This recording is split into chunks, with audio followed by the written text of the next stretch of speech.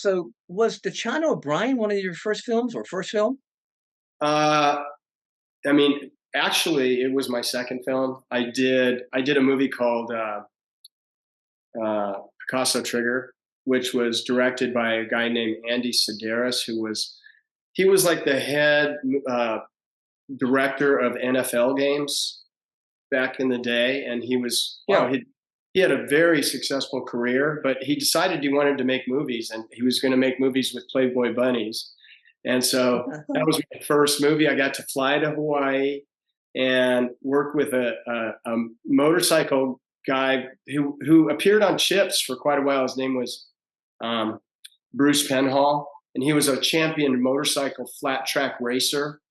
And he was, like I had to ride along. We were sort of like partners in crime, and I'd be riding as fast as I could. He'd be doing a wheelie, beside me. And but it was so fun, And I've told this story before, but I'm just going to bring it up. I was in an acting class, and the guy said, "Hey, one of the other guys in class was dating Andy Sedaris's daughter, and they said they were looking for somebody, you know, who was a little ethnic, maybe who could do some action and stuff like that. Do you want to go audition?" I said, "Yeah, why not?" And so they gave me the little sides, which have a few lines on it, and there was like literally like one sentence or something, And I go to the audition, and the guy goes, "Oh, okay, you look pretty all right. Um, Say hey," and I go, "Hey," and he goes, "Can you do a backflip?" And I said, "Yeah," and he goes, "You got the part." And and I got to go to Molokai and Wow. Maui and just hang out with Playboy bunnies. And it was pretty Sure. fun. My when I went to one of my first auditions, I was in LA and and somebody told me and they said, "Listen, buddy, you're never gonna make it. You're too ethnic. You're so Italian, look, you more like you can only play Indian roles in Westerns." Wow. I said, "Well, they're not making Westerns anymore." He said, "Well, you probably won't be working." Which is That's really a good lesson encouraging. to learn. Yeah, a good lesson to learn. Don't listen to anybody. Don't listen to Yeah. anybody give you negative reinforcement. Just go, bite me.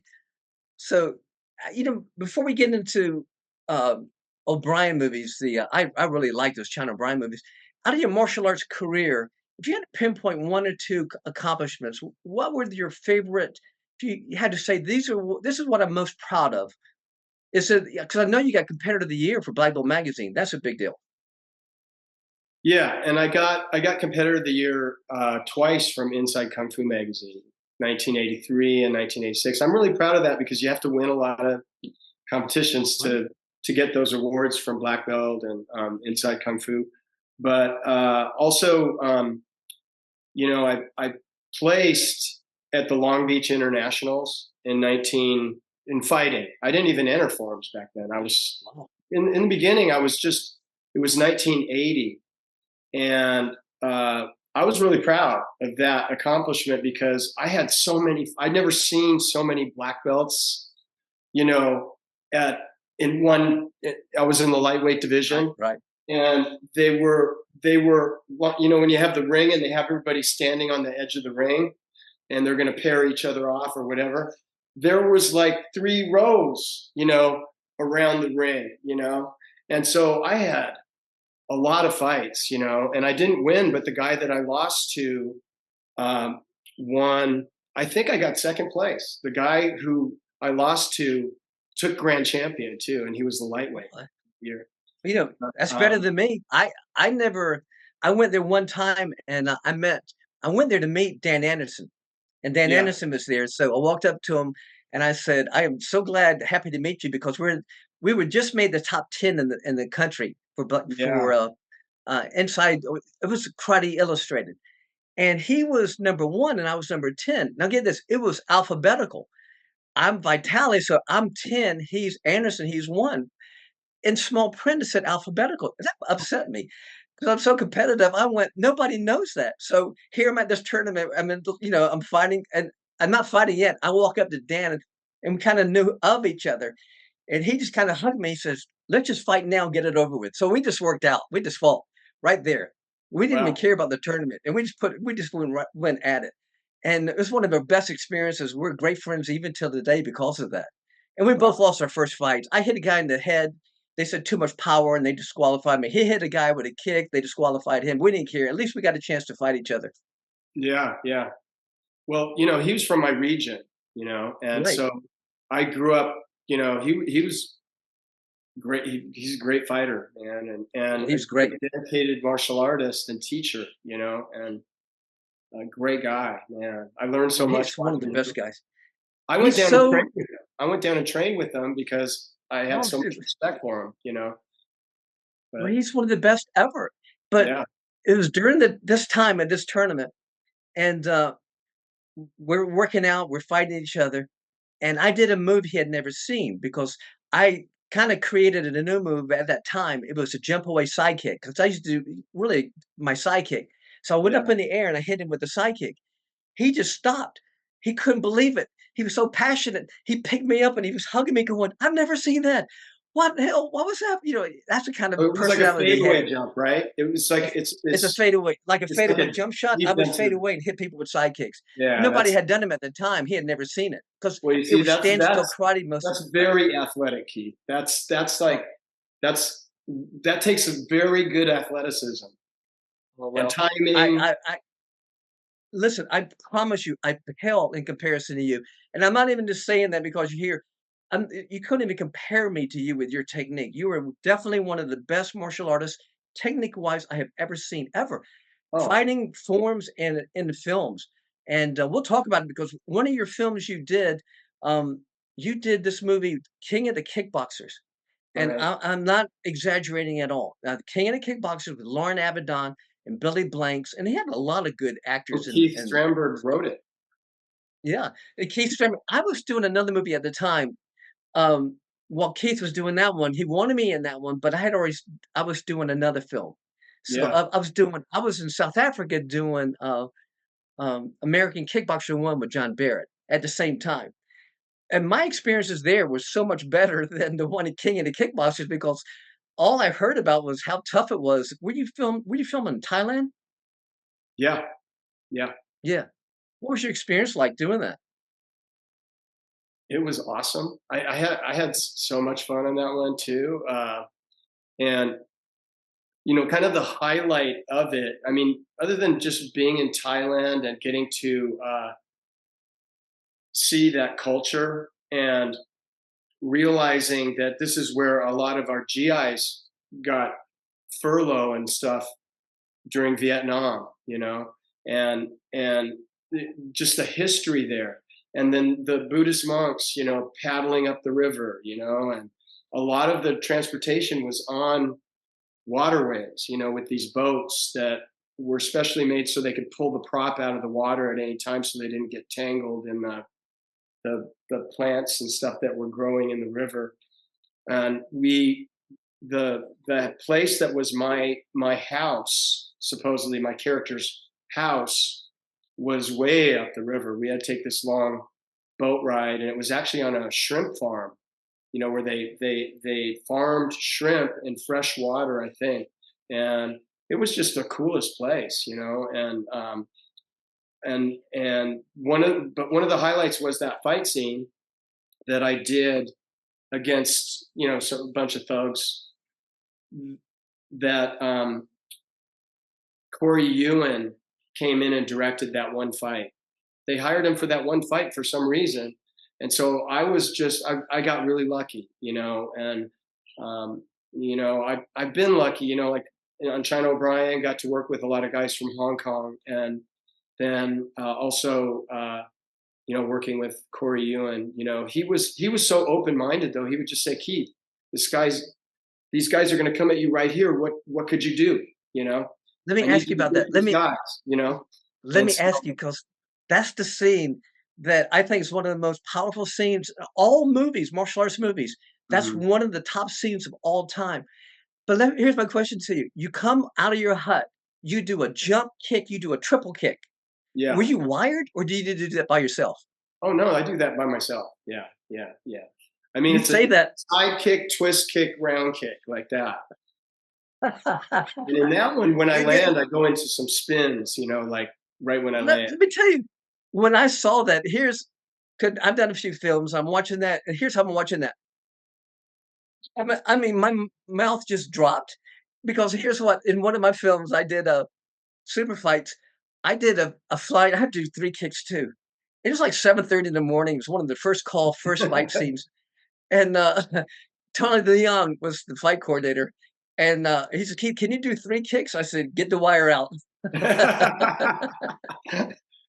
Oh, He wired me up. I said, "Get some strong guys because when I'm jumping up, I'm kicking, oh my gosh, Brandon Gaines, his girlfriend's mother." So I hit 2 women and Brandon, and it's one of my best scenes of all time. Then I come and kick Kelly Gallant, who's his girlfriend, and kill her. And I'm like playing the bad guy, of course. Killed 3 girls, and I'm like, this is pretty cool. But they wired me up. And I always that scene, there's another scene too in Blood and Boone with Michael J. White, the opening scene where he does triple kicks, and I always wondered, did they wire him for that? Because he's like 220 pounds. Can he get up and do those 3 kicks, or was he wired? I don't know. But that opening scene with him and your he is that whole fast. scene where you find like I don't know, 10 thugs, it's overwhelming. It's some of the best martial arts in any film. And if anybody commenting when they see this, they say, "Oh, let me show you something better." It's impossible. That's how good that scene is. It's Uh-huh. incredible. Thank you. I appreciate that. Yeah, I am proud of that scene, and especially, that it was Corey Yuen. So Oh, that's and you pretty got a cool. chance to work with him. We're gonna during this interview, I'm gonna be playing that. Don't worry, because I'm gonna Okay. shut up and I'll be showing that, and people just Yeah. won't believe it. It's just hard to believe because the 3 kicks, jump spins, everything you did, and I was limited. I was okay with my left side, but better with my right, Hmm. and, it's just more you can bring to the table, the better you're gonna be on film, and I was, like, blown away. And you worked with Cynthia Rothrock and Richard Norton and the O'Brien films, and I'm telling you, the China O'Brien, it had such a good story, that first one, and, I think the fault of a lot of movies, martial arts movies, is that the script sucks. Hmm. The actors are good, the karate might be good, but the movie is awful. But John O'Brien had a good storyline. It was a good movie. I Yeah, thought the acting was great. It was really good. I thought so too. And you had the excuse me, the director and producer of Enter the Dragon, um, Fred Weintraub, who had a lot of experience, and his daughter Sandy was, working on the script constantly, and I think there was a lot of good and interesting things in the script, and even for my character and being as inexperienced as I was with the acting, and that's again where Richard, uh, seemed to be really solid actor, even way back then. Right, As right. he does now on Black Creek, brings a lot, to the table, and but he did as well in China O'Brien, and that's what I mean, and Cynthia's talent, and I just think, like I'm really impressed with her, like Yeah. her determination, and can you imagine? It must have been really hard for her, uh, going to Hong Kong and making all Right, those right. movies, and she was very successful at it. Can you imagine how challenging that was? And she did it, and she's still doing it, So What she has speed and power. yeah, And it seems like, we'll talk about one of your films you did, Mortal Kombat, of course, yeah, and there was a nice actress doing her martial arts, but you could tell she didn't know martial arts. You could yeah, tell she didn't have power. Sweet lady. She ended up marrying, Pete Sampras, yeah, the tennis pro. I'm a big tennis player, so I know yeah, who this lady is. yeah, The difference of her and Cynthia Rothrock on film is night and day. yeah, I mean, Cynthia's powerful and quick. yeah, yeah. I can't wait to see Black Creek. Actually, I'm really Oh, yeah, curious. Yeah. it should be good. So, you guys did what, 1 or 2 more, China O'Brien movies? We did another one, and yeah, that's a kind of interesting little twist. Is that I have a fight with Billy Blanks in China O'Brien 2 in an alley. And that was shot after the fact in Los Angeles because we shot the whole thing up at Park City, Utah. And they, after looking at the whole second movie, they felt they needed more action and asked if I could do this fight. And we did that with no director, no stunt coordinator. We did it with a camera operator, and Sandy Weintraub, Fred Weintraub's daughter, came and directed it. But it was really just, there wasn't really, it was just sort of guerrilla filmmaking, and it was really fun. So we just threw that whole thing together just amongst ourselves, and Chris Casamassa, do you know who he is? Yeah, of Chris? course. Yeah, Of and course, I know Chris. he's Scorpion in the first Mortal Kombat. He was in that fight scene. The early part of that fight scene before Billy comes in, it was him and a guy from my acting class. So it was just, I called up Chris and Billy and asked them if they would do it, and they both I said, remember when you changed your name. It wasn't Fred Weintraub that suggested or yeah, had you change yeah, your name? yeah, because he wanted me to play. I think he saw me as a possible, oh, sorry, a Billy Jack kind of guy. He really wanted to make more stuff with me. We tried. It was just hard to get stuff going back then. They wrote a script for me where I played a young cop guy who's in the academy, wanted to become a cop, and his parents get murdered at a convenience store that they own, and nobody's doing anything about the murder. So he quits the academy and goes out to try to solve the murder, and that was the story line. And it was good. It was just the timing was not quite right, and they decided. I guess Showdown in Little Tokyo didn't do as well as they would hoped, and it was the same Right. studio, and so they decided to just put it on the shelf. So yeah. Well, it's really strange. I know, getting back to King and the Kickboxers, working with Lauren and Billy Blanks, he's such a good bad guy.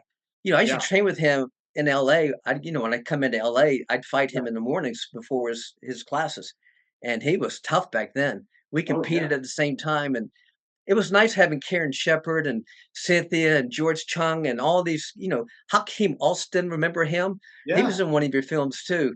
He's a And great fighter. Yeah, he's a really good fighter too. Yeah. well, he was kind of he wasn't a jerk. He held me ransom. I was doing Blood Moon. I produced Blood Moon with Keith Strandberg, Uh-huh. and we were shooting this in North Carolina, and it had Darren Chevali. You ever see him? And Gary Honestly, Daniels. Gary Daniels I And worked with. Yeah. right, and Darren Chevali, he died. He ended up dying, just passed away a couple years ago. But anyway, he's been in a lot of movies. He was, oh my gosh, this guy, Ip Man movies. He's the one find Sammo Hung in the Ip Man movies at the end. He's from Oh, okay. England. Okay. But Yeah, he these sounds guys were just, yeah, these guys yeah. were tough. But anyway, so Hakeem was in a fight scene with Darren Chevali in one of Mhm. the fight scenes. Well, they were doing so good that the director, Tony Leung, goes, I want to keep him fighting and keep him fighting and creating more. He stops, he comes to me and he goes, I used to compete with this guy. He goes, Vitali, he said, I quit. I said, you can't quit. We're in the middle of filming. He said, not until you give me more money. He said, this is too damn hard. I said, "What?" He goes, he says, "You're killing me." He said, I don't mind working half a day, but I'm talking about all day long." They had him in a fight scene in the Yeah. ring and fighting and, working with the Chinese stunt teams, they're tough.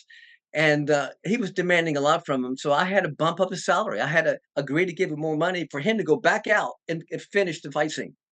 Wow. He's a tough negotiator. Oh, it was either that or we had to scratch the whole fight, this whole bit. I So, worked but with that was Hakeem. funny, and then go ahead. Worked with Hakeem.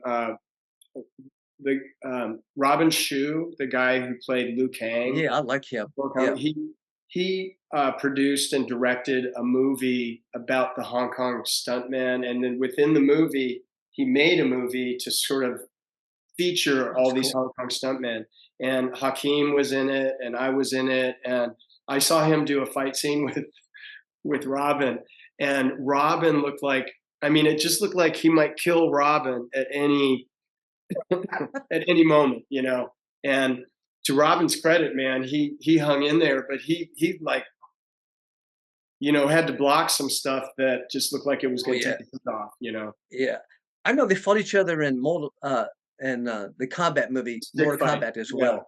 It And was, I yeah. remember you won't believe this, but he was on the circuit with his brother. Now his brother was I five remember foot his brother. six, little tiny guy compared to Yeah, him being six foot yeah, three. They were just like just an odd couple, yeah. but they were really good. They're good fighters. My gosh, they Yeah, were fast. really good fighters. Yeah. I had one of my fighters.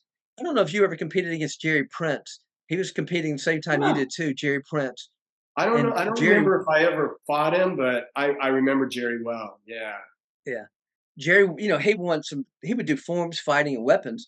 And then he ended up beating Hakeem in the grand championship match. And Jerry was 5 foot Wow. 6, and he kicked Hakeem in the head with a hook kick. And he had to stand it all the way up in order He's to a get him. great kicker, Jerry. But he won the grand Yeah. championship match against him. That was pretty Wow. cool. That's awesome. So so tell me the thing about King of the Kickboxers I really liked is the action's fantastic, but you really had the best creations. I mean, the set where Billy fights Lauren, that was just incredible. I mean, aesthetically, it's just beautiful. So you Yeah. guys had a I lot agree. that you guys could Yeah. offer for that. But I'll tell you something you might not know. I might have to edit this out. So be ready, Corey. You might have to get all this out. I was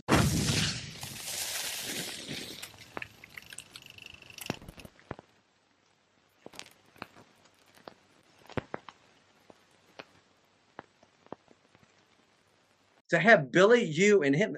You don't get better technique wise, man. You guys are just good as it gets. So Yeah. He had some. that's I think one of the A pluses in that film was that the cast was just so strong. Yeah. Yeah. I think, like your point too, though, just Thailand is just a very cinematic, That's place, what I was like it's looking for, just cinematic. Yeah, beautiful, and just that place that they got that was supposed to be my house out in the sticks. Like any any angle, you get something beautiful, and then you made the point they built that big set for the right. final fight. Seen it looked like a bamboo dome kind of, and it was just really cool looking because everything looked like a jungle too, and it was real, and Yeah. it was just all there, so I can see why a lot of people make films there. It's just a beautiful place. Well, let Hey, me ask you this I got a first. quick question. I hate to interrupt you guys, but I just wondered in when you guys were making King of the Kickboxers, like it followed the trope of, someone dies and my brother's got to get revenge. But then it went another way where like Billy was making snuff movies and all this Yeah. stuff, which is something that you didn't see again really until the year 2000s. So the movie, in my opinion, especially, everybody says how they can enter the dragon and this, so ahead of the time. I always thought King of the Kickboxers was one of the most ahead of the time in any film, not just martial arts. And I wondered if when you made it, when you saw that element of the plot in the script, if you really thought you had something really unique and special there. It had almost the opposite effect on me actually. When I saw that part of it, I was like, why do we need that in this movie? You've got great characters and stuff like that, because I thought it sort of, you know, uh, made it feel a little bit skanky or something, Right. and that was me at the time, and your point is well taken that maybe now it might be more timely or whatever, and also you know there's probably a lot of stuff that I didn't realize at the time about why they needed that in the movie, but maybe I felt like it could have been more mainstream without that element in it, making it more of a just a fighting, thing of martial Yeah. artists fighting each other. I think curious why Keith Strandberg added that in there because it's kind of added out of his character to write something like that. I was Hmm. thinking the same thing too. Whereas Enter the Dragon, that's the one who said where you have the theme of going to a tournament, of sending people of all different, a variety of backgrounds to compete in a tournament. How many movies are like that now? I mean, just think about even Mortal Kombat. What are you guys going to? You guys are going to a tournament to see the best fighters, and on and on and on. There's probably been Well, 100 movies come from Enter the Dragon that had impact from that movie. So that's really good. Enter the Dragon was my favorite Bruce Lee movie, and still, I think if you look at the movie itself, and it still holds up. It still feels pretty. The thing about when they bring the girls to the guys' rooms and stuff, Right? I just thought, like,